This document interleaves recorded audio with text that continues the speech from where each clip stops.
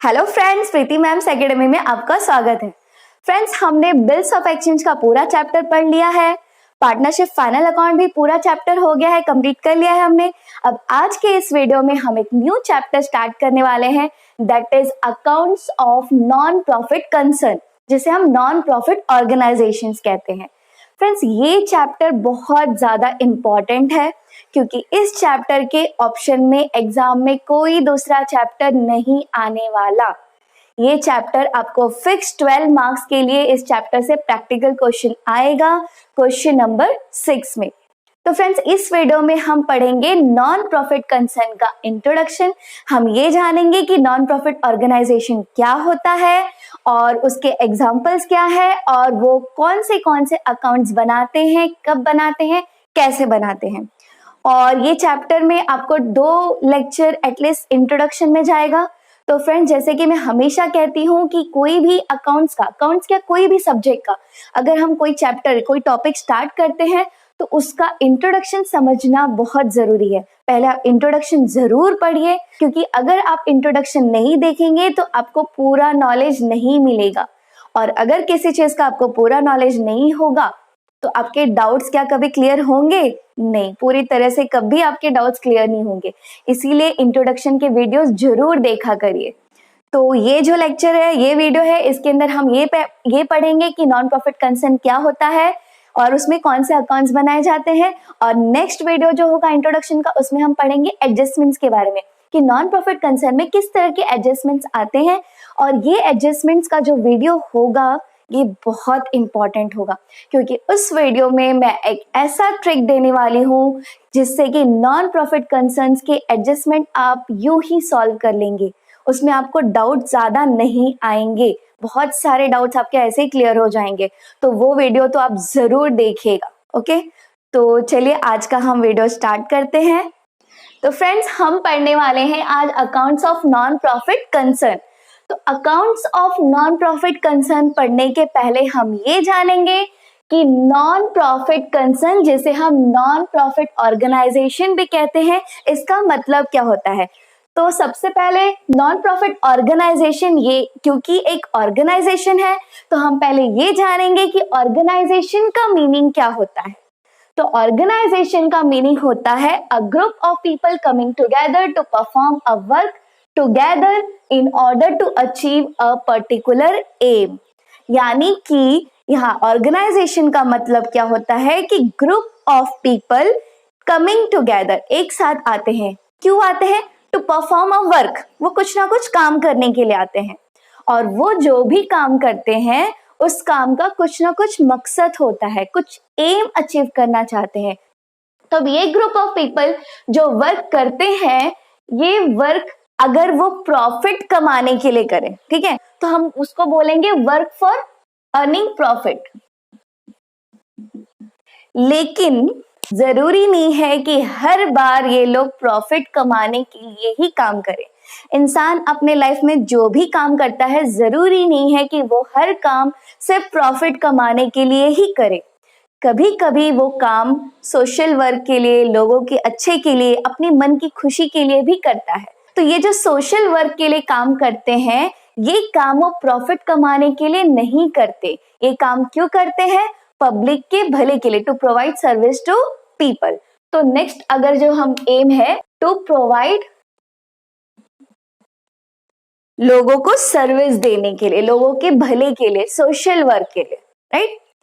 तो जब हम प्रॉफिट कमाने के लिए जो काम करते हैं, इसका मेन मकसद क्या होता है, उद्देश्य क्या होता है? प्रॉफिट कमाना, टू अर्न प्रॉफिट।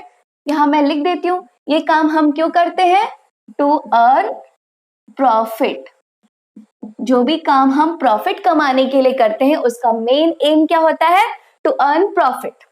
अब जो काम to provide service to people, ये काम जो हम सर्विस प्रोवाइड करने के लिए करते हैं, इसका मेन एम है aim to provide service to people. Aim to provide service to people, इसका एम क्या है? जो काम हम प्रॉफिट कमाने के लिए करते हैं, इसका एम क्या है? इसका एम है टू अर्न प्रॉफिट, और जो काम हम लोगों के भले के लिए, अपने मन की खुशी के लिए करते हैं, उसका उद्देश्य, उसका एम क्या है? Aim to provide service to people हैं। तो ऐसा ऑर्गेनाइजेशन, ऐसे कंसर्न्स जो कि प्रॉफिट कमाने के लिए काम करते हैं, वहां जो ग्रुप ऑफ पीपल आते हैं और जो वर्क करते हैं, उसका एम प्रॉफिट कमाना होता है, उस ऑर्गेनाइजेशंस को हम क्या कहते हैं? Profit making organisation. और वो ऑर्गेनाइजेशंस जो कि लोगों के भले के लिए काम करते हैं, उनका जो भी वो काम करते हैं उसका एम होता है to provide service to people, उसे हम क्या कहते हैं? Non profit organisation. ओके, तो अब ये जो प्रॉफिट मेकिंग ऑर्गेनाइजेशन है, इसके एग्जांपल्स तो ऑलरेडी आपको पता है, पहले लास्ट ईयर भी आपने पढ़ा है, 11th स्टैंडर्ड में भी पढ़ा है। क्या एग्जांपल्स होते हैं उसके? देखते हैं हम। For example, sole trading concern, right? Sole trading concern आपको ऑलरेडी पता है, सोल ट्रेडिंग कंसर्न क्या होता है? तो ये प्रॉफिट मेकिंग, प्रॉफिट कमाने के लिए ये ऑर्गेनाइजेशन होता है, इसलिए इसे भी हम प्रॉफिट मेकिंग ऑर्गेनाइजेशन कहते हैं। उसके अलावा पार्टनरशिप फर्म, फिर कोऑपरेटिव सोसाइटी और ज्वाइंट स्टॉक कंपनी। तो ये इस तरह के जो भी ऑर्गेनाइजेशंस होते हैं, sole trading concern, partnership firm, cooperative society, joint stock company, ये सब ऑर्गेनाइजेशन जो भी काम करते हैं उसका मकसद क्या होता है? टू अर्न प्रॉफिट, इसीलिए इसे हम प्रॉफिट मेकिंग ऑर्गेनाइजेशन कहते हैं। अब यहां बात करते हैं नॉन प्रॉफिट ऑर्गेनाइजेशन का एग्जांपल क्या है? नॉन प्रॉफिट ऑर्गेनाइजेशन का एग्जांपल वो ऑर्गेनाइजेशन जो प्रॉफिट कमाने के लिए काम नहीं करते, उनका एम प्रॉफिट कमाना नहीं होता। तो इसके कुछ एग्जांपल्स हैं, इसके एग्जांपल्स आपको नहीं पता होंगे क्योंकि आपने पहले कभी नहीं पढ़ा है। तो फिर इसके कुछ एग्जांपल्स हैं, जैसे कि फॉर एग्जांपल चैरिटेबल हॉस्पिटल, सारे हॉस्पिटल्स नहीं, चैरिटेबल हॉस्पिटल्स जो चैरिटी पे चलते हैं, ठीक है। उसके अलावा स्कूल्स, जी हाँ, स्कूल्स भी नॉन प्रॉफिट ऑर्गेनाइजेशंस है, कुछ कॉलेजेस भी, उसके अलावा हम लाइब्रेरी भी बोल सकते हैं, ठीक है। क्लब्स, स्पोर्ट्स क्लब्स होते हैं जैसे कि, तो वो स्पोर्ट्स क्लब्स। तो ये सारे कुछ एग्जांपल्स हैं। टेम्पल्स, रिलीजियस प्लेसेस जो होते हैं, religious organisations, temples and all gurdwaras, ये भी क्या होते हैं? नॉन प्रॉफिट ऑर्गेनाइजेशंस होते हैं, क्योंकि वो पीपल के लिए काम करते हैं, लोगों को सर्विस देने के लिए काम करते हैं, ना कि प्रॉफिट के लिए। तो ये सारे जो ऑर्गेनाइजेशंस है, charitable hospitals, schools, colleges, libraries, sports clubs, ये सारे क्या होते हैं? नॉन प्रॉफिट ऑर्गेनाइजेशन होते हैं। अब बच्चों को यहाँ पे एक डाउट आता है, कुछ बच्चे सोचते हैं कि ये जो कोऑपरेटिव सोसाइटी है ये भी नॉन प्रॉफिट ऑर्गेनाइजेशन है। नहीं, ये प्रॉफिट मेकिंग ऑर्गेनाइजेशन है, क्योंकि ये पब्लिक के लिए नहीं होता, ये उसके मेंबर्स के भले के लिए काम करता है। अपने 11th स्टैंडर्ड में पढ़ा था, वहां पे लिखा होता था it provide service to its members. तो बच्चों को ये सर्विस वर्ड से कंफ्यूजन हो जाता है। नहीं, ये प्रॉफिट मेकिंग कंसर्न है, ये प्रॉफिट के अंडर ही आता है। अब हम आगे बात करते हैं। तो अब ये जो कंसर्न्स है, ये जो ऑर्गेनाइजेशंस है, प्रॉफिट मेकिंग ऑर्गेनाइजेशन, इनका मेन मकसद होता है, एम होता है प्रॉफिट कमाना। तो जाहिर सी बात है कि ये कुछ ना कुछ सेल करेंगे, गुड्स या सर्विसेज कुछ ना कुछ सेल करेंगे, ट्रेडिंग करेंगे, व्यापार करेंगे, जिससे कि इनका मुनाफा होगा, प्रॉफिट कमाएंगे, राइट। तो यहाँ पे क्या होता है? ट्रेड होता है। ये लोग क्या करते हैं? Trade off goods and services, और सर्विसेज, या तो गुड्स और सर्विसेज दोनों में से कुछ भी वो ट्रेड करेंगे। तो ट्रेड करेंगे तो परचेज भी होगा और सेल्स भी होगा। रॉ मटेरियल्स वगैरह परचेसेस करेंगे और उसे मैन्युफैक्चर करेंगे, उसे सेल करेंगे, ये सारा काम यहाँ होगा। यानी कि यहाँ परचेसेस एंड सेल्स दोनों होगा, परचेसेस एंड सेल्स दोनों होगा। कौन से ऑर्गेनाइजेशन में? प्रॉफिट मेकिंग ऑर्गेनाइजेशंस में। लेकिन ये जो बिजनेस होते हैं, इनका एम प्रॉफिट कमाना नहीं होता। अगर ये प्रॉफिट कमाना ही नहीं है तो ये कुछ बेचेंगे भी नहीं, और कुछ बेचेंगे नहीं तो खरीदेंगे भी नहीं, ठीक है। तो इसीलिए यहाँ पे आपको ट्रेड नहीं देखने के लिए मिलेगा। They do not trade. यहाँ पे ये कुछ भी ट्रेडिंग का काम नहीं करते, व्यापार नहीं करते, क्योंकि इनका मकसद प्रॉफिट कमाना तो है ही नहीं। प्रॉफिट वर्ड भी इनके लिए पाप है, ठीक है। प्रॉफिट कमाना इनका मकसद नहीं है। तो अगर ये ट्रेड नहीं करते हैं, परचेस सेल नहीं करते हैं, तो परचेस सेल इनके अकाउंट्स में नहीं दिखेगा। तो यहाँ पे no purchases and sales, purchases and sales आपको नहीं देखने के लिए मिलेगा इनके अकाउंट्स में। इनका जो ट्रायल बैलेंस होगा उसमें कहीं भी आपको परचेसेस या सेल जैसा वर्ड नहीं देखने के लिए मिलेगा। और अगर वहां परचेसेस या सेल्स है भी तो वो गुड्स का परचेसेस एंड सेल्स नहीं होगा, वो असेट्स का परचेसेस एंड सेल्स होगा। वो असेट्स परचेस या सेल करेंगे जो कि उनकी ऑर्गेनाइजेशंस में असेट्स होंगे। यहाँ क्या परचेस सेल होगा? गुड्स एंड असेट्स दोनों। गुड्स भी परचेस सेल होगा क्योंकि इन्हें ट्रेडिंग करना है, तो ट्रेडिंग करना है तो कुछ ना कुछ गुड्स मैन्युफैक्चर करेंगे या तो सेल करेंगे, ठीक है। तो यहाँ पे परचेसेस एंड सेल्स जैसी एंट्रीज दिखेगी, बट यहाँ पे नहीं दिखेगी क्योंकि ट्रेडिंग नहीं करते। लेकिन अगर परचेसेस एंड सेल्स दिखा तो वो किसका परचेस सेल होगा? असेट्स का। तो ये तो बात हो गई ट्रेडिंग की, ये ट्रेड करेंगे और ये नहीं करेंगे क्योंकि ये प्रॉफिट कमाने के लिए काम कर रहे हैं और ये प्रॉफिट कमाने के लिए काम नहीं कर रहे। अब हम आगे बात करते हैं मनी ट्रांजैक्शंस की। अब हम आगे बात करेंगे मनी ट्रांजैक्शन की। तो मनी ट्रांजैक्शंस की बात करते हैं हम। ये मनी ट्रांजैक्शंस यहाँ तो होता है, यहाँ पे पैसे का लेन देन होता है। अब परचेस हो रहा है, सेल भी हो रहा है, तो पैसे के लेन देन तो होगी ही। अब किस तरह के पैसे के लेन देन होते हैं? इनकम होता है, ठीक है। पहले तो एक्सपेंडिचर होता है। अब ये एक्सपेंडिचर कौन से टाइप के होते हैं? Direct and indirect. Direct expenditure and indirect. तो ये डायरेक्ट एक्सपेंडिचर मतलब प्रोडक्शन से रिलेटेड खर्चा, जो भी ये प्रोडक्शन करते हैं उसमें जो भी खर्चा आता है, जैसे परचेसेस हो गया, परचेस रिगार्डिंग और भी कैरेजेस एंड ऑल, ये सब। और इनडायरेक्ट एक्सपेंडिचर यानी कि ऑफिस रिलेटेड खर्चा, सैलरीज पे किया, ठीक है, लाइट बिल पे किया, ये सारा इंश्योरेंस पे किया, ये सब। तो इस तरह के खर्चे होते हैं। और इनकम भी होता है इनका। इनकम कैसा होता है? इनकम भी दो तरह का होता है, डायरेक्ट एंड इनडायरेक्ट। जो काम ये कर रहे हैं, जो गुड्स ये मैन्युफैक्चर कर रहे हैं, उसको बेच के डायरेक्ट उससे जो इनको इनकम आ रहा है, जैसे कि सेल करके गुड्स एंड सर्विसेज का जो इनको प्रॉफिट मिल रहा है या इनकम आ रहा है, उसे हम कहते हैं डायरेक्ट इनकम। और जो इनकम इन्हें बहुत दूसरी, जैसे कि फॉर एग्जांपल बिजनेस में ज्यादा पैसा हो गया तो कहीं इन्वेस्ट कर दिया, तो वहां से उनको इंटरेस्ट मिल रहा है इन्वेस्टमेंट के ऊपर, तो ये इस तरह के इनकम क्या हो गए? इनडायरेक्ट इनकम हो गए। तो यहाँ बिजनेस में दो तरह का एक्सपेंडिचर और दो तरह का इनकम हमें देखने के लिए मिलता है। किसमें? प्रॉफिट मेकिंग कंसर्न में। अब हम बात करते हैं यहाँ पे नॉन प्रॉफिट ऑर्गेनाइजेशन की। तो यहाँ मनी ट्रांजैक्शन होता है क्या? ये तो प्रॉफिट कमाने के लिए काम नहीं कर रहे हैं, ये ट्रेडिंग भी नहीं कर रहे हैं, तो क्या यहाँ पैसे की लेन देन होती है? जरूर होती है।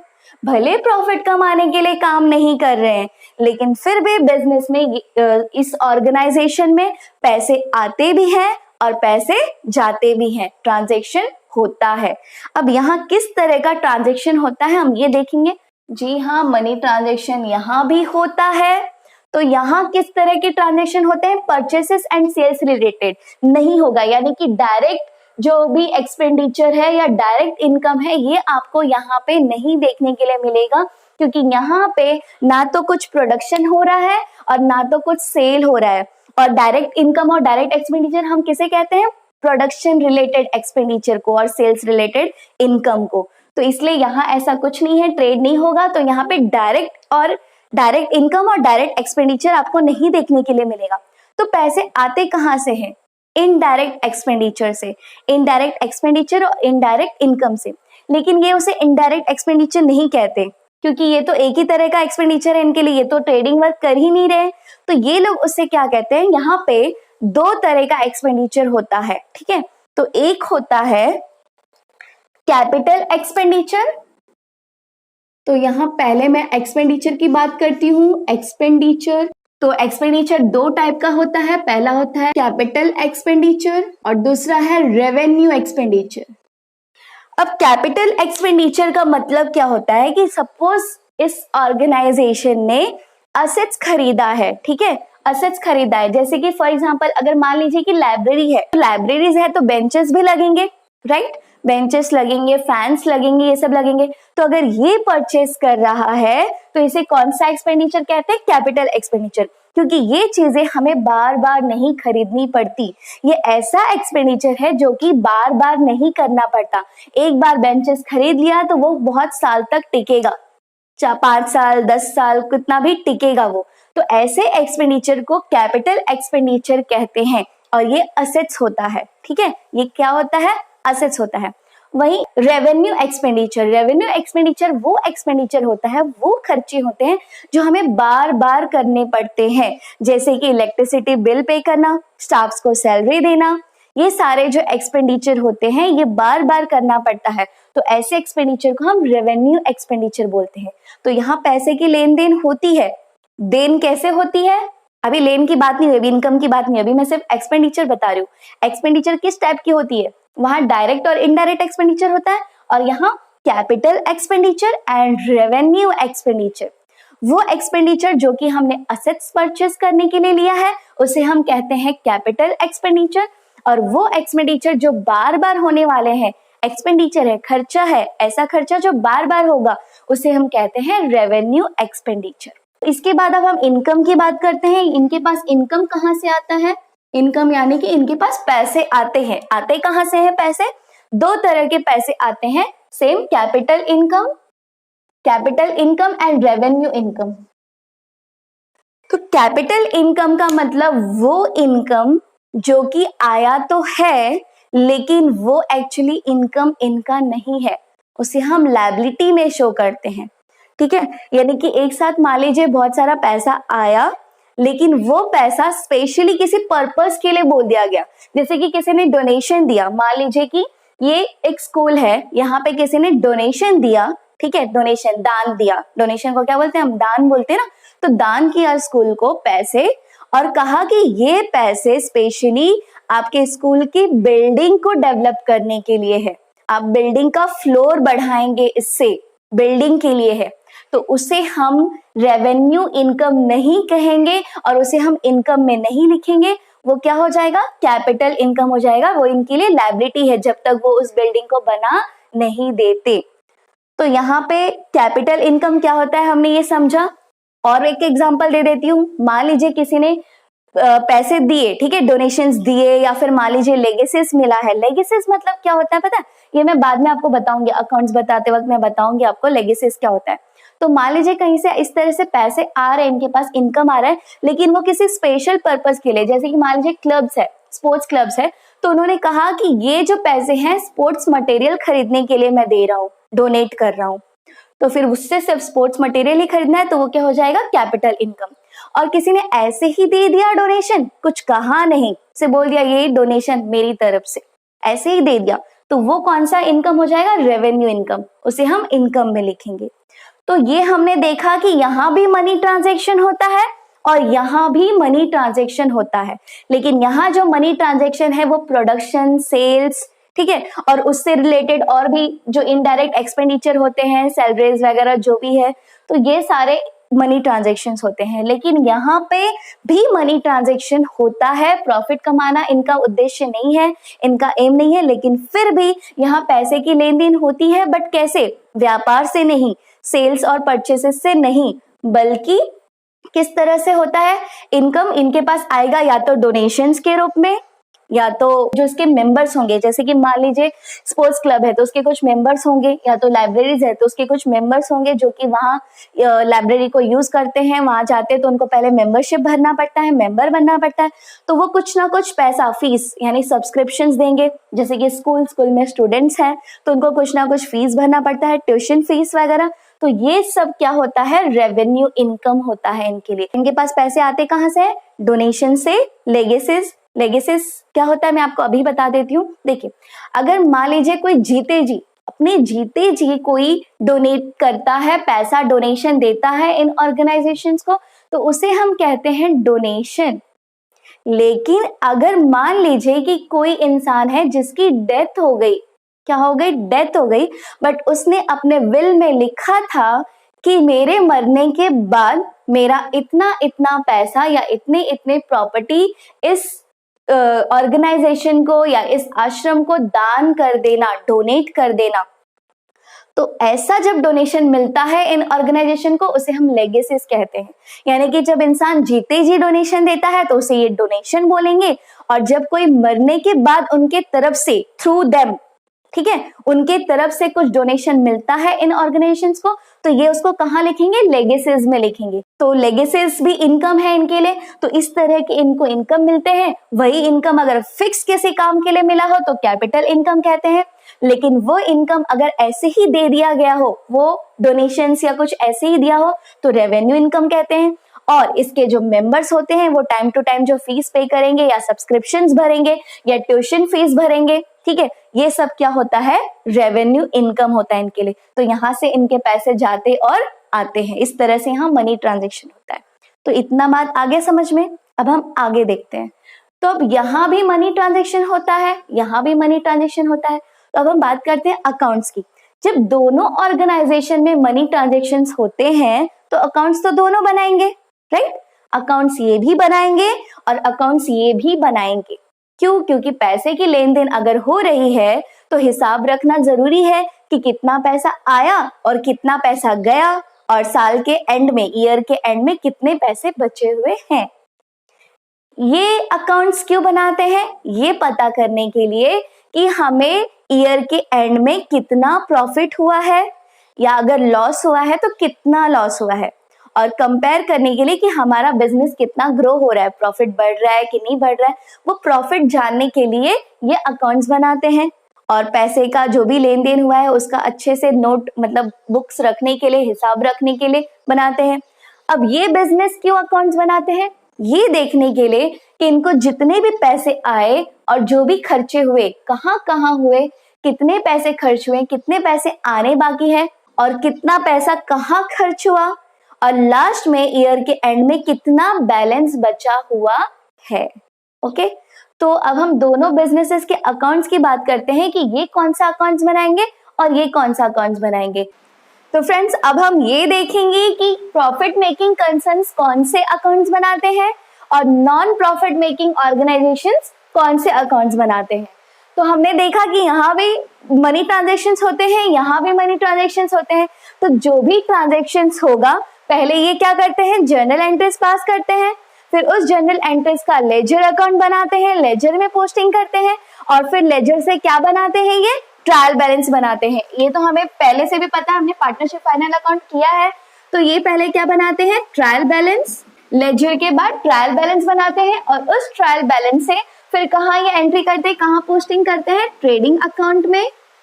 ये ट्रेडिंग अकाउंट बनाते हैं क्योंकि ये ट्रेड करते हैं, ये परचेजेस सेल्स करते हैं, गुड्स बेचते हैं, खरीदते हैं, ट्रेडिंग करते हैं, इसीलिए ये ट्रेडिंग अकाउंट बनाते हैं।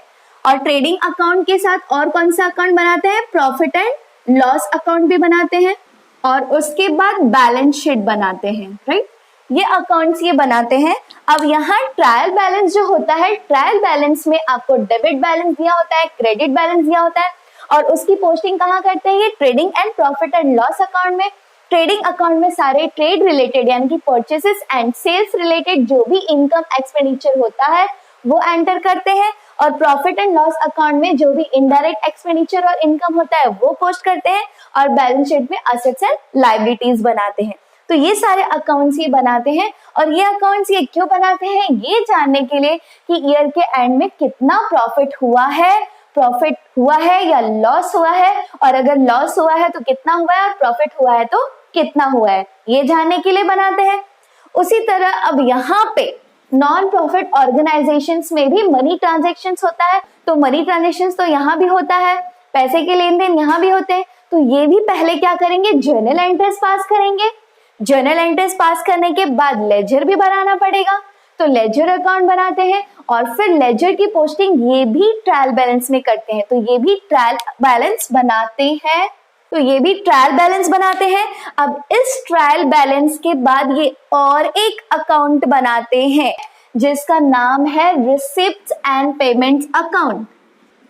Receipts and payments account. Receipts and payments account ये क्यों बनाते हैं? ये जानने के लिए बनाते हैं कि बिजनेस में कहाँ कहाँ से पैसा रिसीव हुआ है, वो पूरा एक फाइनेंशियल ईयर में कहाँ कहाँ से पैसे रिसीव हुए हैं। जो भी पैसे जहां से भी रिसिप्ट होते हैं वो सब वो रिसिप्ट साइड में लिखते हैं, और जब जब पैसे वो कहीं पे करेंगे, पेमेंट करेंगे, वो सारा वो पेमेंट साइड में लिखते हैं। तो ये अकाउंट वो ये जानने के लिए बनाते हैं कि पैसे कहाँ कहाँ से आए हैं और कहाँ कहाँ पैसे हमने पे किया है, पेमेंट किया है। तो रिसिप्ट साइड सारा पैसे जो आए हैं वो लिखते हैं, और पेमेंट साइड सारा जो पैसे गए हैं, पेमेंट हुआ है, वो लिखते हैं। अब इसमें ये वो नहीं देखते हैं कि कौन से ईयर का वो पेमेंट है या कौन से ईयर का रिसिप्ट है। इस ईयर पैसे आए तो रिसिप्ट में लिख देंगे, चाहे वो लास्ट ईयर का ही आउटस्टैंडिंग का पैसा क्यों ना हो, फिर भी लिखेंगे। और पेमेंट साइड में जितना भी पे किया उन्होंने, चाहे वो लास्ट ईयर का ही आउटस्टैंडिंग क्यों ना हो या फिर एडवांस क्यों ना हो नेक्स्ट ईयर का, जो भी हो सारा वो पेमेंट साइड में लिखते हैं। तो ये एक अलग से अकाउंट बनाते हैं जो कि रिसिप्ट एंड पेमेंट अकाउंट है। और आपको नॉन प्रॉफिट कंसर्न के क्वेश्चन में जो प्रैक्टिकल क्वेश्चन आएगा आपको, उसमें आपको यही बना के दिया होगा। मोस्टली आपको ट्रायल बैलेंस नहीं दिया होता है यहाँ पे। यहाँ क्या होता था, पार्टनरशिप फाइनल अकाउंट के क्वेश्चन में हम क्या देखते थे कि पहले ट्रायल बैलेंस दिया होता था और ट्रायल बैलेंस से हम ये सारे अकाउंट्स बनाते थे फाइनल अकाउंट, राइट। लेकिन यहाँ पे आपको क्या दिया होगा, ट्रायल बैलेंस नहीं दिया होगा। यहाँ पे वो और एक काम करके देंगे आपको, रिसिप्ट्स एंड पेमेंट्स अकाउंट बना के देंगे। तो ये जो रिसिप्ट्स एंड पेमेंट्स अकाउंट होगा, इसको देखिए, ये आपको क्वेश्चन में दिया होगा। तो इससे हमें क्या बनाना होगा, इससे हमें बनाना होगा इनकम एंड एक्सपेंडिचर अकाउंट। अब ये जो इनकम एंड एक्सपेंडिचर अकाउंट है, इसमें भी जो इनकम साइड है, सारे जो भी इनकम्स मिले हैं, रेवेन्यू इनकम, यानी कि वो इनकम जो बार बार मिलने वाले हैं, जैसे कि membership fees, subscription, tuition fees, ठीक है, ये सारे जो इनकम होते हैं जो कि बार बार होंगे, ऐसे इनकम सारे इनकम साइड में लिखते हैं। और जो भी एक्सपेंडिचर्स होते हैं, जैसे कि for example salaries, light, electricity bill, rent वगैरह, ये सब जो भी है, ये कहाँ लिखते हैं, एक्सपेंडिचर साइड में लिखते हैं, एक्सपेंडिचर अकाउंट में। तो यहाँ रिसिप्ट्स एंड पेमेंट अकाउंट में ये फर्क होता है, सिर्फ उस ईयर में जो भी पैसे रिसीव्ड हुए हैं और उस ईयर में जो भी पेमेंट हुआ है, पैसा दिया गया है, सिर्फ वही उसमें दिया जाएगा। यानी कि अगर बिजनेस में पहले से कुछ असेट्स है जो कि ऑलरेडी 2 साल पहले लिया था या 3 साल पहले लिया था, वो सब कुछ यहाँ शो नहीं होगा। ट्रायल बैलेंस में सब दिया होता है, लेकिन यहाँ पे रिसिप्ट्स एंड पेमेंट्स अकाउंट में सिर्फ उस ईयर जो पैसे आए हैं या पैसे गए हैं, या उस ईयर जो भी असेट्स परचेस हुआ है या लायबिलिटीज बढ़ा है, वो दिया होगा। उसके अलावा बाकी कुछ भी दिया नहीं होगा। असेट्स के बारे में जानकारी पूरी नहीं दी होगी जो पहले के असेट्स है। तो इसीलिए हमें यहाँ थोड़ा सा काम बढ़ेगा, ठीक है। पहले तो इनकम एंड एक्सपेंडिचर अकाउंट बनाएंगे हम रिसिप्ट्स एंड पेमेंट के हिसाब से। इसको देख के जो भी पैसे एक्सपेंडिचर है, रेवेन्यू एक्सपेंडिचर, वो हम एक्सपेंडिचर साइड लिखेंगे, और जो भी इनकम है, रेवेन्यू इनकम, उसे हम इनकम साइड में लिखेंगे। उसके बाद हम यहाँ पे भी बनाएंगे बैलेंस शीट। यहाँ बनाएंगे बैलेंस शीट। ये लोग क्या बनाते हैं, ट्रेडिंग अकाउंट, क्योंकि ये ट्रेड करते हैं, परचेसेस सेल्स करते हैं, और ये ट्रेड नहीं करते, परचेस सेल नहीं करते, इसलिए ये ट्रेडिंग अकाउंट नहीं बनाएंगे। और ये लोग प्रॉफिट एंड लॉस अकाउंट बनाते हैं, क्योंकि इन्हें तो प्रॉफिट कमाना है और ये जानना है कि कितना प्रॉफिट कमाया हमने, ये प्रॉफिट मेकिंग कंसर्न है, इसलिए प्रॉफिट एंड लॉस अकाउंट बनाते हैं। लेकिन इनका एम प्रॉफिट कमाना नहीं है, प्रॉफिट वर्ड भी इनके लिए पाप है, तो इसलिए ये क्या बनाते हैं, income and expenditure account. Income and expenditure account जो कि सेम प्रॉफिट एंड लॉस जैसा ही दिखता है। एक साइड इनकम रहेगा क्रेडिट साइड, और एक्सपेंडिचर रहेगा एक साइड डेबिट साइड। और उसके बाद ये बैलेंस शीट बनाएंगे। लेकिन बैलेंस शीट के कुछ इंफॉर्मेशन आपको ये जो क्वेश्चन दिया होगा रिसिप्ट्स एंड पेमेंट्स अकाउंट, इसमें से मिलेंगे असेट्स के, लेकिन कभी कभी क्या होगा, पूरे इंफॉर्मेशन नहीं होंगे। यानी कि अगर बिजनेस में पहले से 2-3 साल पहले कुछ असेट्स था, तो वो इंफॉर्मेशन जानने के लिए आपको कुछ एडजस्टमेंट्स नीचे दिया होगा क्वेश्चन के नीचे, कि यहाँ पे बिजनेस में पहले से मशीनरी थी, ये था, ऐसा सब लिखा रहेगा, फर्नीचर इतना था। तो वो सब आपको देख करके ध्यान से पोस्टिंग करनी होगी, ठीक है। और कभी कभी आपको यहाँ पे ओपनिंग बैलेंस शीट यानी कि लास्ट ईयर का बैलेंस शीट भी प्रिपेयर करना पड़ता है। क्यों प्रिपेयर करना पड़ता है, ये जानने के लिए कि लास्ट ईयर का कैपिटल कितना था, क्योंकि कैपिटल फंड, क्योंकि यहाँ पे इस बिजनेस में पार्टनर्स के कैपिटल पार्टनरशिप फर्म में हमें पार्टनर्स के कैपिटल ऑलरेडी बता दिए जाते थे कि इतना इतना कैपिटल है, लेकिन यहाँ पे कोई कोई क्वेश्चंस में आपको कैपिटल नहीं बताया जाएगा कि बिजनेस में कितना कैपिटल है। और ये लोग उसे कैपिटल नहीं कहते, ये लोग उसे कैपिटल फंड कहते हैं, क्योंकि वो पैसा इनके मेंबर्स का होता है। यहाँ पे वो कैपिटल क्यों कहते हैं? क्योंकि वो पैसा किसका होता है? इनके पार्टनर्स का होता है, ओनर्स का होता है। लेकिन यहाँ पे वो कैपिटल फंड इसलिए कहते हैं क्योंकि वो पैसा ऑर्गेनाइजेशन का नहीं है, किसका है? इनके मेंबर्स का है, इसलिए कैपिटल फंड कहते हैं। और वो हमें लायबिलिटी में टॉप में लिखना होता है, जैसे यहाँ हम कैपिटल लिखते थे पार्टनरशिप में, वैसे ही वहां भी हमें लिखना है, लेकिन कैपिटल फंड करके लिखना है। और वो कैपिटल फंड जो है वो हमें लास्ट ईयर के बैलेंस शीट से मिलता है। अब लास्ट ईयर के बैलेंस शीट का जो कैपिटल फंड है अगर आपको दिया है तो ठीक है, और अगर नहीं दिया है तो हमें कैलकुलेट करना पड़ जाता है। तो फिलहाल वो तो मैं आपको बाद में बताऊंगी, फिलहाल आप इतना समझ लीजिए कि हमें क्या दिया होता है? रिसिप्ट्स एंड पेमेंट्स अकाउंट दिया होता है, उससे हम क्या बनाते हैं? इनकम एंड एक्सपेंडिचर अकाउंट, और उससे फिर हम क्या बनाते हैं? बैलेंस शीट बनाते हैं। अब यहाँ पे जो प्रॉफिट एंड लॉस अकाउंट बनाते हैं, ट्रेडिंग अकाउंट जो बनाते हैं, पहले तो ट्रेडिंग अकाउंट जो बनाते हैं उससे हमें क्या मिलता है? ग्रॉस प्रॉफिट मिलता है। इससे हमें क्या मिलता है? ग्रॉस प्रॉफिट मिलता है। और ग्रॉस प्रॉफिट के बाद ये trade profit and loss account से हमें क्या मिलता है? नेट प्रॉफिट मिलता है, राइट? Net profit. लेकिन यहाँ ये बिजनेस प्रॉफिट कमाने के लिए नहीं होता, ये प्रॉफिट कमाने के लिए नहीं करते, तो इनके लिए प्रॉफिट वर्ड बोलना भी पाप है। तो ये उस प्रॉफिट के नाम पे क्या बोलते हैं? यानी कि जब इनके इनकम एंड एक्सपेंडिचर अकाउंट को जब हम बैलेंस निकालेंगे उसका, सेम वैसे ही जैसे हम यहाँ पे नेट प्रॉफिट या ग्रॉस प्रॉफिट कैलकुलेट करते हैं, सेम वैसे ही हम यहाँ भी कैलकुलेट करेंगे। इनकम एंड एक्सपेंडिचर अकाउंट में भी हम एक्सपेंडिचर साइड का टोटल लेंगे और इनकम साइड का टोटल लेंगे, और जो टोटल अगर इनकम साइड का टोटल ज्यादा होगा और एक्सपेंडिचर साइड का टोटल कम होगा तो जो बैलेंस मिलेगा उसे हम क्या कहेंगे? सरप्लस। यहाँ पे जब डेबिट साइड जो कि एक्सपेंडिचर साइड है वो कम होता है और क्रेडिट साइड जो कि इनकम साइड है इनका वो ज्यादा होता है, तो जो बैलेंस मिलता है हम उसे क्या कहते हैं? प्रॉफिट कहते हैं। ग्रॉस प्रॉफिट ट्रेडिंग अकाउंट का और प्रॉफिट एंड लॉस का नेट प्रॉफिट कहते हैं। लेकिन यहाँ जो बैलेंस मिलेगा, अगर मान लीजिए इनकम साइड ज्यादा है तो जो बैलेंस मिलेगा एक्सपेंडिचर माइनस करके उसे हम प्रॉफिट नहीं कहेंगे, उसे हम कहेंगे सरप्लस। इससे हमें क्या मिलेगा? सरप्लस। सरप्लस कहेंगे। और अगर इनकम साइड और अगर एक्सपेंडिचर साइड ज्यादा है और इनकम साइड कम है, मतलब खर्चे ज्यादा और इनकम कम, तो क्या मिलेगा? डेफिसिट। तो जब हम माइनस करेंगे इनकम को एक्सपेंडिचर से तो हमें क्या मिलेगा? डेफिसिट मिलेगा। उसे हम डेफिसिट बोलेंगे, उसे हम लॉस नहीं बोलेंगे। और ये लोग क्या करते हैं? जब अगर यहाँ पे प्रॉफिट मेकिंग कंसर्न में, यानी पार्टनरशिप फर्म की मैं आपको बार बार एग्जांपल दे रही हूँ क्योंकि उसी का फाइनल अकाउंट हमने सॉल्व किया तो आपको अच्छे से समझ में आएगा। तो पार्टनरशिप फर्म में हम देखते थे कि जब इनकम साइड कम हो और एक्सपेंडिचर ज्यादा हो तो हमें क्या मिलता है? एक्सपेंडिचर में से इनकम माइनस करके नेट लॉस मिलता है। ये क्या बोलते हैं? उसे नेट लॉस। और अगर यहाँ लॉस मिला तो ये क्या बोलते हैं? ग्रॉस लॉस बोलते हैं, राइट? लेकिन यहाँ क्योंकि ये प्रॉफिट मेकिंग कंसर्न नहीं है तो ये प्रॉफिट और लॉस जैसे वर्ड नहीं यूज करते। ये कौन से वर्ड यूज करते हैं उसके जगह पे? अगर इनकम ज्यादा है और एक्सपेंडिचर कम है तो जो बैलेंसिंग फिगर आएगा उसे सरप्लस बोलेंगे, और अगर इनकम कम है और एक्सपेंडिचर ज्यादा है तो जो बैलेंसिंग फिगर आएगा उसे क्या बोलेंगे? डेफिसिट बोलेंगे। तो होप इतना आपको समझ में आ गया। तो अब हम आगे देखेंगे कि रिसिप्ट एंड पेमेंट अकाउंट और इनकम एंड एक्सपेंडिचर अकाउंट कैसा दिखता है और उसमें क्या क्या आपको आइटम्स दिए होते हैं।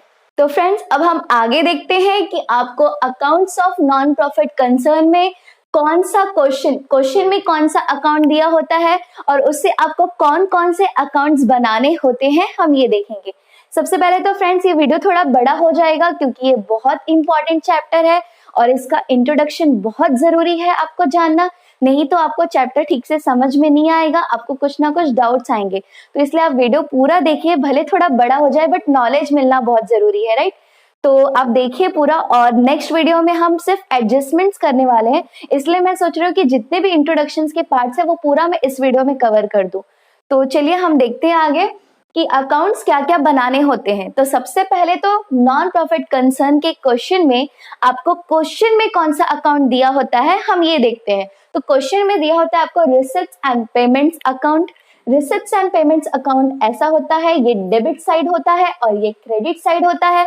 और डेबिट साइड में आपको सारे रिसिप्ट्स दिए होते हैं, यानी कि उस करंट ईयर में जो भी करंट ईयर होगा जिसके लिए रिसिप्ट एंड पेमेंट अकाउंट बनाया गया है, उस करंट ईयर में जो भी रिसिप्ट्स हुए हैं, जो भी अमाउंट आए हैं उनके ऑर्गेनाइजेशंस में, वो सारा रिसिप्ट साइड में लिखा हुआ होता है। और जो भी उस करंट ईयर में पेमेंट्स हुए हैं, पैसे गए हैं ऑर्गेनाइजेशन से, वो सारा यहाँ पेमेंट साइड में लिख करके दिया होता है। अब इससे देख करके, ये तो आपको क्वेश्चन में दिया होगा, तो इससे देख करके आपको क्या बनाना होगा, income and expenditure account and balance sheet बनाना होगा। सिर्फ दो ही अकाउंट्स, मतलब इनकम एंड एक्सपेंडिचर अकाउंट और बैलेंस शीट स्टेटमेंट बनाना होगा। सिर्फ दो ही चीजें आपको बनानी होंगी। तो इससे क्या हो जाएगा कि आपका क्वेश्चन थोड़ा जल्दी सॉल्व हो जाएगा। पार्टनरशिप फाइनल अकाउंट में जितना टाइम लगता था उससे कम टाइम लगेगा। सपोज वहां पे अगर आपको हाफ एन आवर लगता था, तो यहाँ पे आपको 15 to 20 मिनट्स में आपके सब सॉल्व हो जाएंगे। तो अब हम देखेंगे यहाँ रिसिप्ट्स एंड पेमेंट अकाउंट, जो कि आपको क्वेश्चन में दिया होता था। इसमें रिसिप्ट साइड में किस टाइप की एंट्रीज दी होती है और पेमेंट साइड में किस टाइप के एंट्रीज दिए होते हैं। तो चलिए पहले हम रिसिप्ट साइड का सब कुछ देख लेते हैं। तो रिसिप्ट साइड में सबसे ऊपर पहले आपको दिया होता है to balance brought down, cash in hand, cash at bank. कभी कभी सिर्फ टू बैलेंस ब्रॉट डाउन दिया होता है। तो ये जो है, ये बैलेंस कौन सा होता है, लास्ट ईयर का क्लोजिंग बैलेंस होता है, कैश का और कैश एट बैंक का। तो ये बैलेंसेस की एंट्री कहाँ जाती है ये मैं आपको बाद में बताऊंगी। पहली बात तो ये करंट ईयर का नहीं है, ये लास्ट ईयर का क्लोजिंग है, तो ये करंट ईयर के अकाउंट्स में नहीं जाएगा, इनकम एंड एक्सपेंडिचर अकाउंट में भी नहीं जाएगा और करंट ईयर के बैलेंस शीट में भी नहीं जाएगा। तो इसकी पोस्टिंग कहाँ होती है या होती भी है कि नहीं, ये मैं आपको लास्ट में बताती हूँ। उसके बाद दिया है टू सब्सक्रिप्शंस। तो सब्सक्रिप्शंस क्या होता है, सब्सक्रिप्शंस वो अमाउंट होता है, वो फीस होता है जो कि उसके मेंबर्स, यानी कि नॉन प्रॉफिट कंसर्न्स में जो मेंबर्स होते हैं, जो उसका मेंबरशिप लेते हैं, उनको हर साल कुछ ना कुछ फीस भरना पड़ता है, कुछ सब्सक्रिप्शंस भरने पड़ते हैं।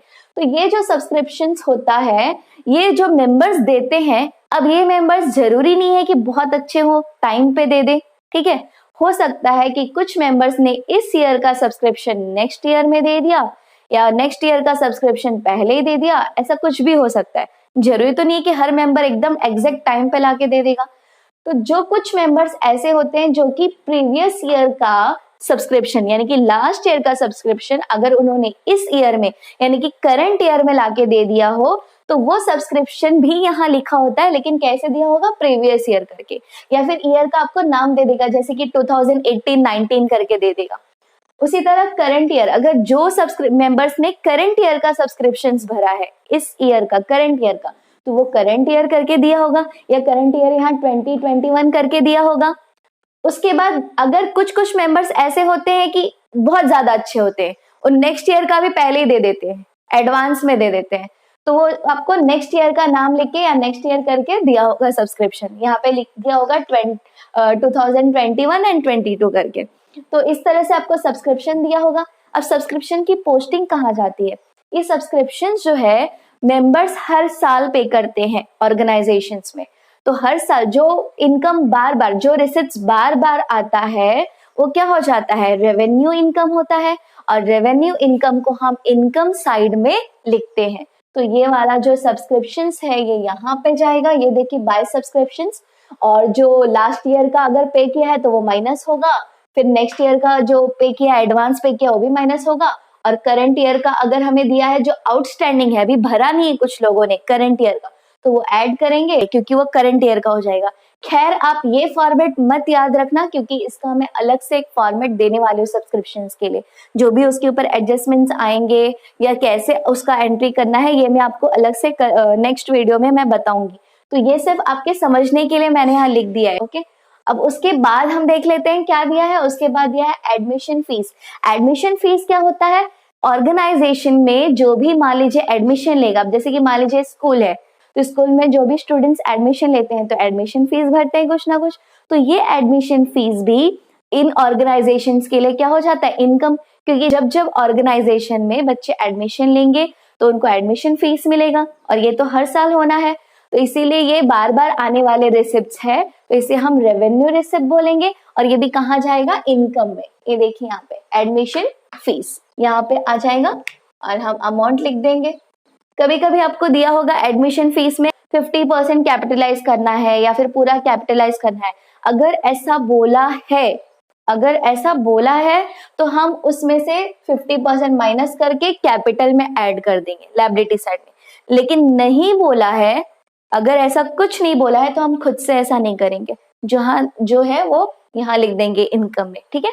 उसके बाद क्या दिया है हमें, एंट्रेंस फीस। तो एंट्रेंस फीस भी क्या हो जाता है, ऑर्गेनाइजेशन के लिए इनकम, मतलब रेवेन्यू रिसिप्ट हो जाता है, बार बार मिलते हैं हमें, क्योंकि यहाँ पे जो भी मेंबर्स एंटर करेंगे, यानी कि जो भी एडमिशन फीस की तरह होता है ये, ठीक है। तो एंट्रेंस फीस भी क्या हो जाता है, जब कोई एडमिशन लेगा या उसमें मेंबर बनेगा तो एंट्रेंस फीस भरेगा, तो बार बार मिलने वाले रिसिप्ट है, रेवेन्यू रिसिप्ट बोलेंगे हम इसे, और वो भी यहीं जाएगा, देखिए by entrance fees, income side में जाएगा। उसके बाद क्या दिया, लाइफ मेंबरशिप फीस।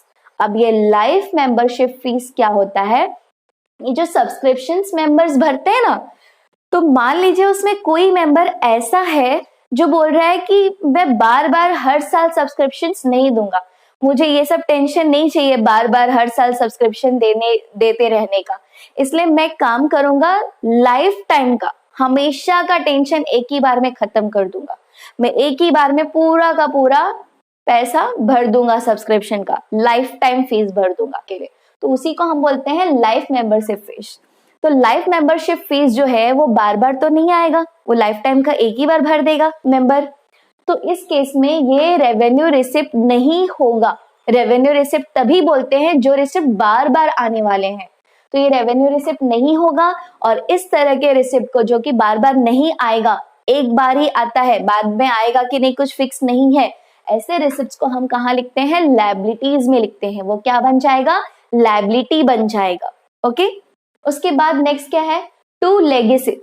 तो ये जो लेगेसीज है मैंने आपको ऑलरेडी बताया कि जो पर्सन्स जो भी अपने विल पे लिख करके देते हैं कि हाँ मेरे मरने के बाद इतना इतना मेरा प्रॉपर्टी या फिर इतना इतना मेरा जो भी पैसा है, रकम है, वो सब इधर दान पे दे दो, तो उसे हम क्या बोलते हैं, लेगेसीज। ये ऑर्गेनाइजेशन के लिए क्या हो जाते हैं, वो लेगेसीज।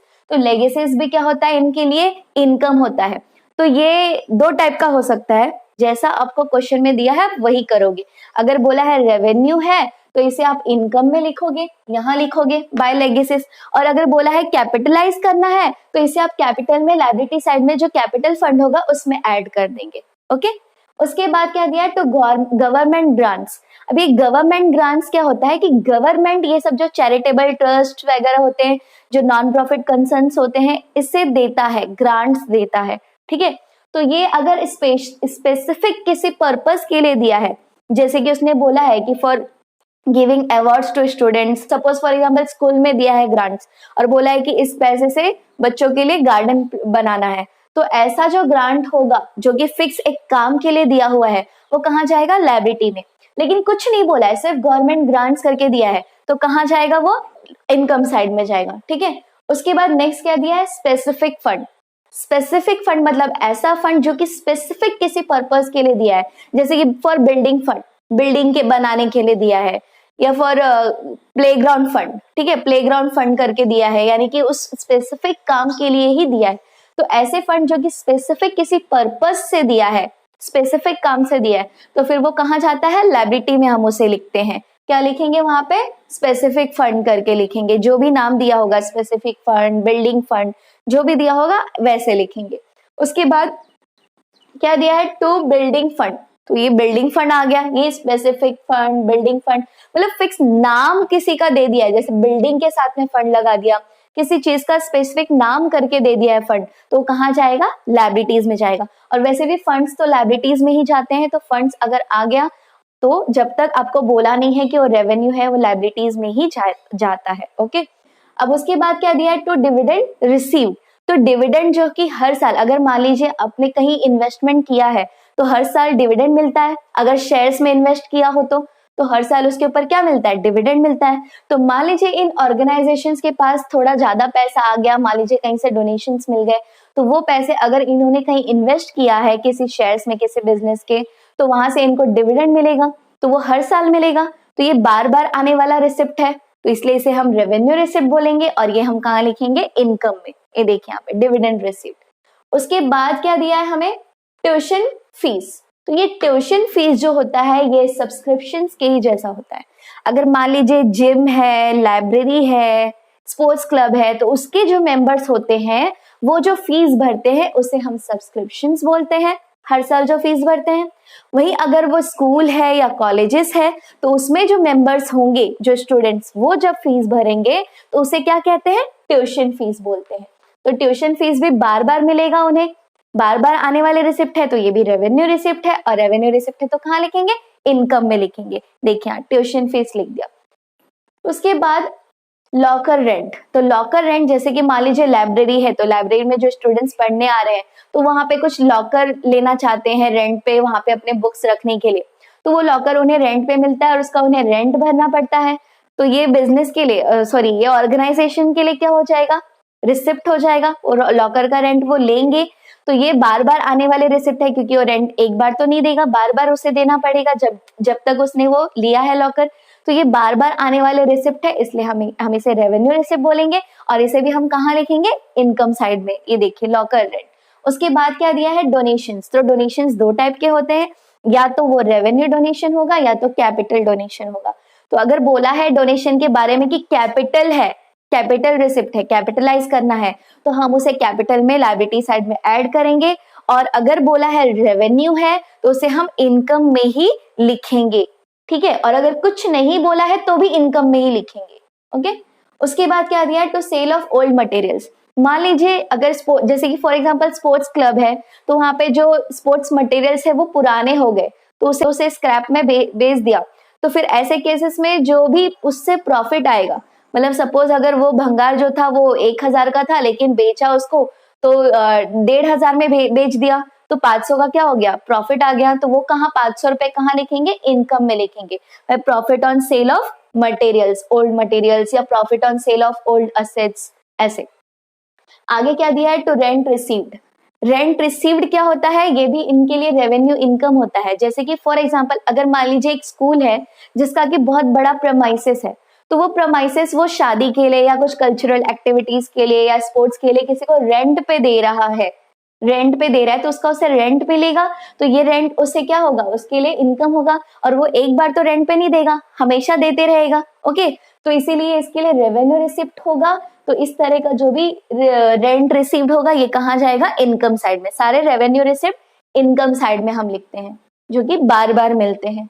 उसके बाद क्या है? To tournament receipts. तो अगर मान लीजिए कि स्पोर्ट्स क्लब है या फिर कोई स्कूल है, कॉलेज है, जिन्होंने बच्चों का टूर्नामेंट रखा है, स्टूडेंट्स का टूर्नामेंट रखा है, या स्पोर्ट्स क्लब है तो वहां पे टूर्नामेंट्स हुआ है प्लेयर्स का, तो वहां टूर्नामेंट से वो जीत करके अगर उन्हें मान लीजिए कुछ मिलता है, कुछ कैश मिलता है या फिर चेक मिलता है, कुछ भी अगर उनको मिलता है वहां से, तो अगर वो विन करते हैं तो फिर इसे हम क्या बोलेंगे? Tournament receipt. और ये बिजनेस, ये ऑर्गेनाइजेशन के लिए क्या हो जाएगा? Revenue receipt. इस तरह के टूर्नामेंट जब भी वो करेगा तो उसे कुछ ना कुछ मिलेगा, अगर वो विन करेगा तो ये क्या हो जाएगा? रेवेन्यू रिसिप्ट हो जाएगा। और इसे भी कहाँ लिखेंगे?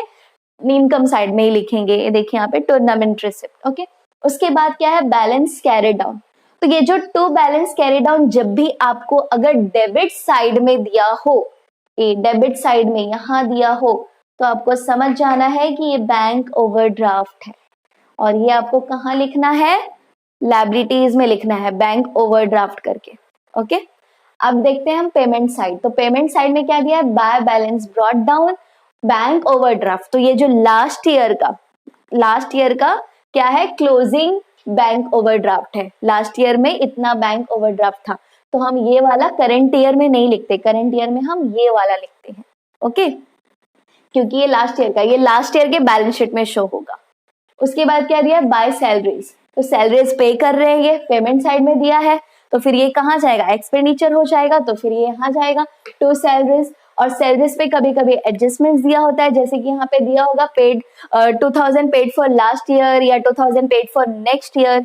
तो जब भी लास्ट ईयर के लिए पे किया है पेड फॉर लास्ट ईयर, तो वो माइनस करेंगे, और नेक्स्ट ईयर के लिए भी अगर पे किया है तो वो भी माइनस करेंगे, और अगर करंट ईयर का कुछ आउटस्टैंडिंग बोला है तो वो हम प्लस करेंगे। लेकिन फिर से मैं वही बता रही हूँ आपको कि ये जो भी एडजस्टमेंट्स रिलेटेड जो भी एंट्रीज है इसे आप ऐसे ही खाली देखने के लिए देख लीजिए सिर्फ, लेकिन मैं इसके ऊपर आपको अलग से एडजस्टमेंट के वीडियो में एक्सप्लेन करूंगी कि आपको क्या फॉर्मेट फॉलो करने हैं। ओके, तो आपको इसमें कोई डाउट नहीं रहेगा, एक फॉर्मेट दूंगी मैं फिक्स इसी के लिए, आउटस्टैंडिंग्स वगैरह और एडवांस कैसे आप ट्रीटमेंट दोगे उसका, उसके ऊपर। उसके बाद हमें क्या दिया है, रेंट एंड टैक्सेस, तो ये भी एक्सपेंडिचर है, तो ये भी एक्सपेंडिचर में जाएगा। पेमेंट साइड दिया है मतलब पे किया है रेंट, तो ये भी यहाँ जाएगा रेंट एंड टैक्सेस। उसके बाद है प्रिंटिंग एंड स्टेशनरी, फिर है वेजेस, फिर general expenses, expenses for annual function. तो ये जो भी एक्सपेंसेस करके दिया है और printing and stationery and wages, ये सारा हम ऑलरेडी पार्टनरशिप फाइनल अकाउंट में देखा है हमने कि ये सब एक्सपेंडिचर होता है। और ये पेमेंट साइड में दिया है मतलब ये पे किया है तो एक्सपेंडिचर ही है, तो ये सब कहाँ जाएगा, एक्सपेंडिचर में जाएगा। Rent and taxes, printing stationery, wages, general expenses, ये सब। अब इसके बाद जो दिया है यहाँ से मैं आपको बताती हूँ, by expenses for annual function, ये थोड़ा अलग है।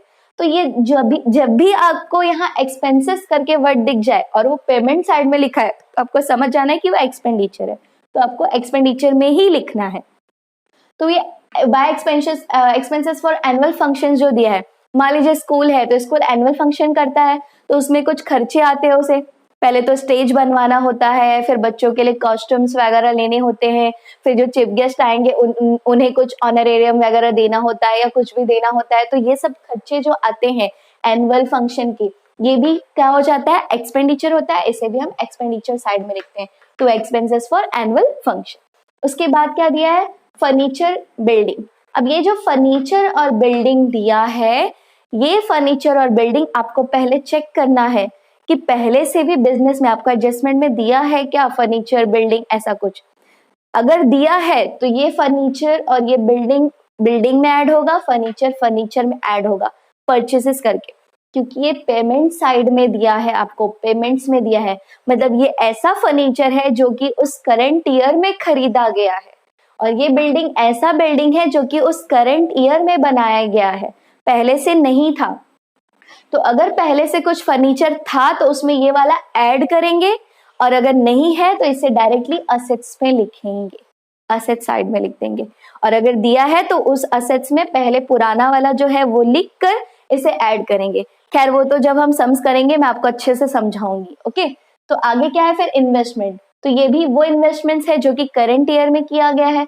अगर आपको चेक करना होगा कि पहले से भी इन्वेस्टमेंट है क्या, अगर है तो पहले वो वाला इन्वेस्टमेंट आप असेट्स में लिखोगे, फिर ये वाला इन्वेस्टमेंट उसमें ऐड कर दोगे, और अगर नहीं दिया है तो डायरेक्टली ऐसे ही असेट में लिख दोगे इन्वेस्टमेंट करके as it is.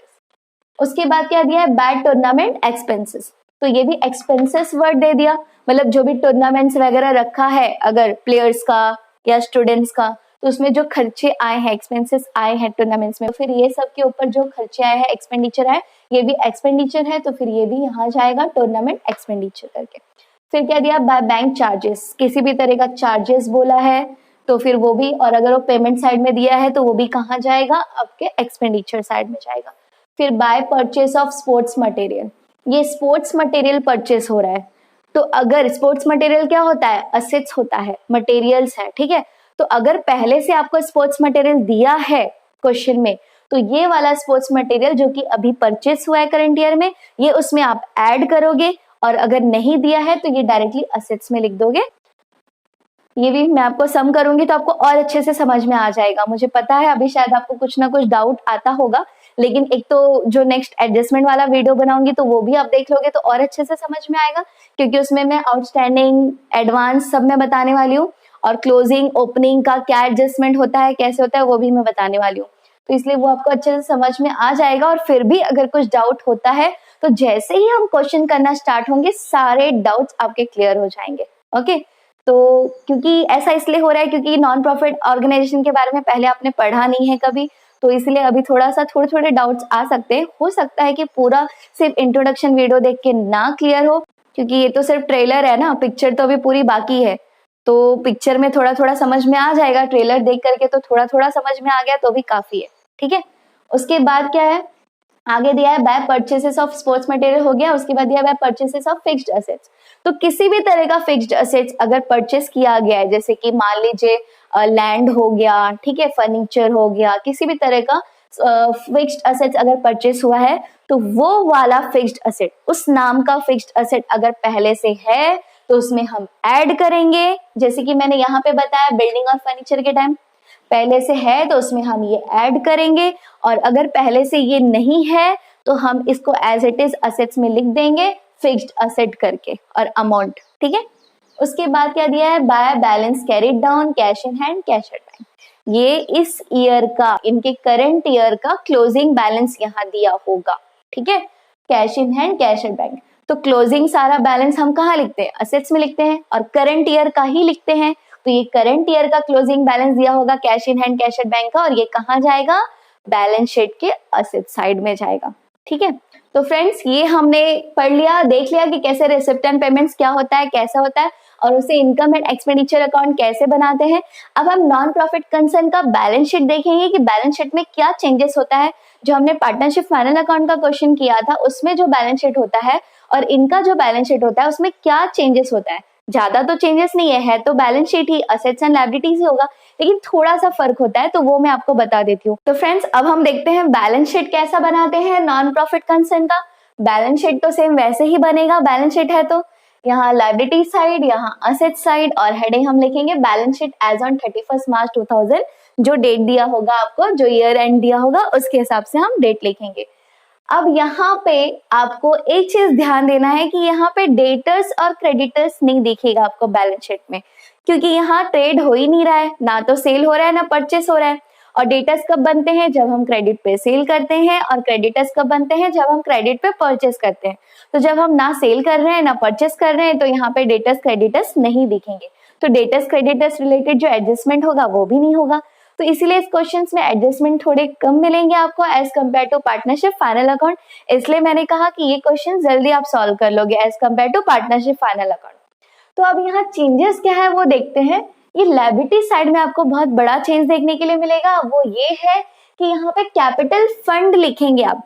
Partnership final account के लायबिलिटी साइड में हम देखते थे, पार्टनरशिप फाइनल अकाउंट में जो बैलेंस शीट हम बनाते थे उसके लायबिलिटी साइड में क्या होता था, कैपिटल लिखा होता था पार्टनर्स का, और वहां पार्टनर्स के नाम होते थे और उनका जितना जितना कैपिटल है हम वो लिखते थे, राइट। लेकिन यहाँ पे क्योंकि ये नॉन प्रॉफिट ऑर्गेनाइजेशंस है, यहाँ कोई ओनर नहीं होता, वहां क्या होता है, वो ओनर्स का कैपिटल होता है, इसलिए ओनर्स के नाम लिख करके और हम लिखते हैं उनका अमाउंट। लेकिन यहाँ कोई ओनर नहीं है, ये नॉन प्रॉफिट कंसर्न है। यहाँ कोई नहीं बोल सकता कि मैं इस बिजनेस का ओनर हूँ या मैं इस ऑर्गेनाइजेशन का ओनर हूँ, ठीक है। तो ये पब्लिक के लिए होता है, ये लोगों के भले के लिए होता है, तो इसलिए इसका जो भी पैसा होता है वो एज अ कैपिटल फंड हम बोलते हैं, क्योंकि वो किसी भी एक पर्सन का पैसा नहीं है, वो सबका है, ठीक है। तो इसलिए उसको कैपिटल फंड बोलते हैं, और उसे हम कहाँ लिखते हैं, लायबिलिटीज में, यहाँ टॉप में लिखते हैं। अब ये कैपिटल फंड आपको मिलेगा कहाँ से, देखिए अगर आपके क्वेश्चन में कैपिटल फंड पहले से ही दे दिया है तो खुश हो जाना, क्योंकि आपका आधा मेहनत कम हो गया है, आधा काम ऐसे ही कम हो गया अगर कैपिटल फंड दिया होगा तो। लेकिन अगर कैपिटल फंड नहीं दिया होगा तो क्या करना होगा, देख लीजिए। अगर कैपिटल फंड आपको पहले से नहीं दिया है, क्वेश्चन में एडजस्टमेंट्स में कहीं नहीं दिया है, तो आपको ये ढूंढना पड़ेगा। अब ये कहाँ से ढूंढेंगे, जो ओपनिंग बैलेंस शीट होगा, यानी कि जो लास्ट ईयर का क्लोजिंग बैलेंस शीट, इस तरह का जो लास्ट ईयर का इनका बैलेंस शीट होगा, वहां से आपको मिलेगा कैपिटल फंड, वहां के बैलेंसिंग फिगर से मिलेगा। अब ये कैपिटल फंड हमें अगर नहीं दिया है और ओपनिंग बैलेंस शीट भी नहीं दिया है तो हम कहाँ से ढूंढेंगे, तो हमें ओपनिंग बैलेंस शीट बनाना पड़ेगा। मैंने बोला था ना, आधा काम अगर दिया है तो आधा काम कम हो जाएगा, और अगर नहीं दिया है तो आधा काम बढ़ जाएगा, ठीक है। तो आपका 5 से 10 मिनट तो और एक्स्ट्रा जाएगा। तो ये कैपिटल फंड आपको कैसे ढूंढना होगा, आपको ओपनिंग बैलेंस शीट बनाना होगा, जिसमें कि जो भी ओपनिंग बैलेंसेस दिए हैं, जैसे कि ये वाला balance brought down of cash in hand, cash at bank, मैंने आपको कहा था कि करंट अकाउंट के बैलेंस शीट में नहीं जाएगा, करंट ईयर के बैलेंस शीट में नहीं जाएगा। और ये तो फिर ये जाएगा कहाँ, ये ओपनिंग का है, ओपनिंग बैलेंस शीट का है, ओपनिंग कैश और ओपनिंग बैंक है, तो ये ओपनिंग बैलेंस शीट में, यानी कि लास्ट ईयर का जो बैलेंस शीट होगा उसमें जाएगा।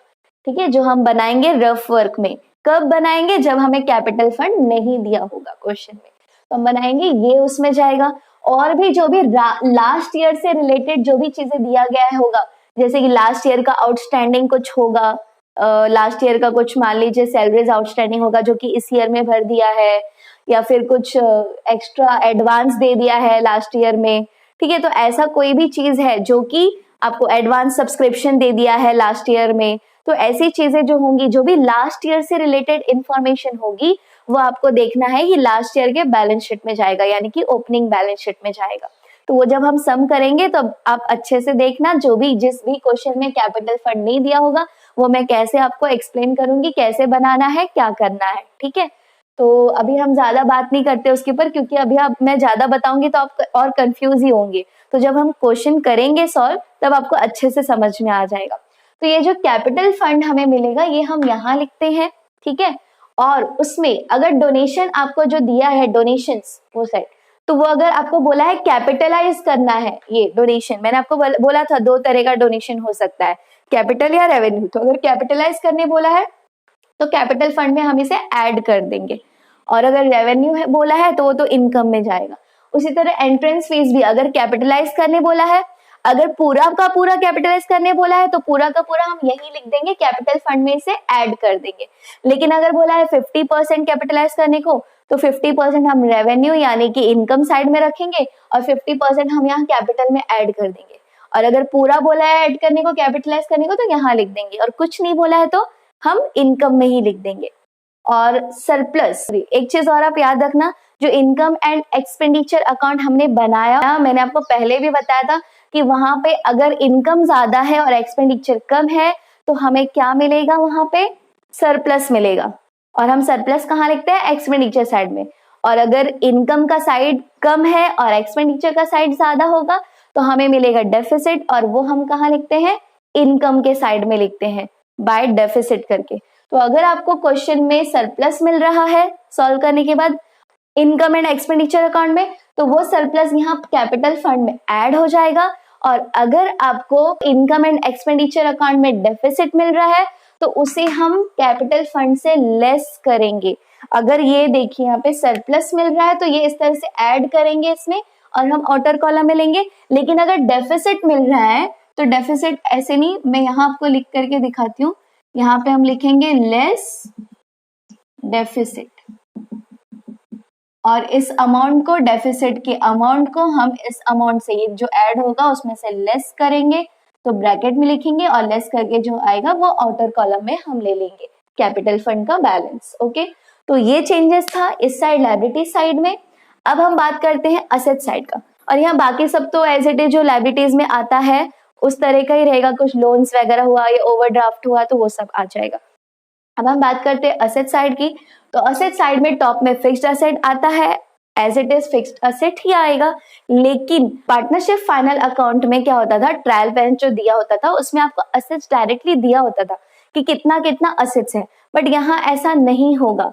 यहाँ या तो आपको ये फिक्स्ड असेट एडजस्टमेंट में दे देगा, या तो जो ओपनिंग बैलेंस शीट आपको दिया होगा या उसका कुछ इंफॉर्मेशन दिया होगा, या तो बना के दिया होगा या फिर आप बनाओगे, तो वहां आपको देखना होगा फिक्स्ड असेट्स कौन से पहले से है, तो वहां से आपको लेके सबसे पहले तो यहाँ लिखना होगा। जैसे बिल्डिंग दिया है तो बिल्डिंग लिख दोगे, फर्नीचर दिया है तो फर्नीचर लिख दोगे।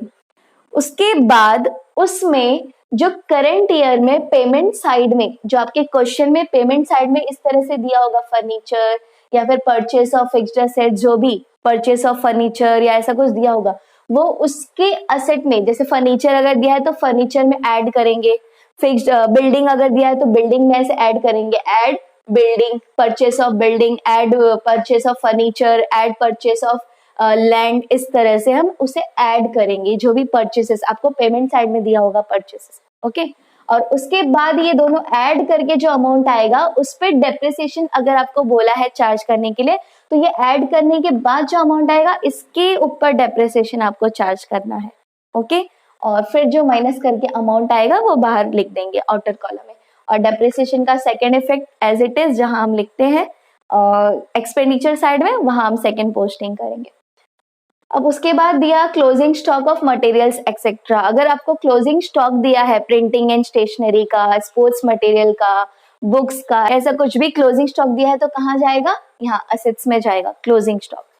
ओके, और cash in hand, cash at bank, ये कौन सा है? ये वाला जो ये पेमेंट साइड में आपको नीचे दिया होगा, करंट ईयर का बैलेंस जो भी बचा है क्लोजिंग, वो हम यहाँ लिखेंगे असेट्स में। और ये भी लायबिलिटी साइड और असेट साइड क्या होना चाहिए? लास्ट में यहाँ का टोटल और यहाँ का टोटल सेम आना चाहिए, टैली होना चाहिए। ओके, तो फ्रेंड्स फाइनली अपना नॉन प्रॉफिट कंसर्न का इंट्रोडक्शन का फर्स्ट लेक्चर कंप्लीट हो गया।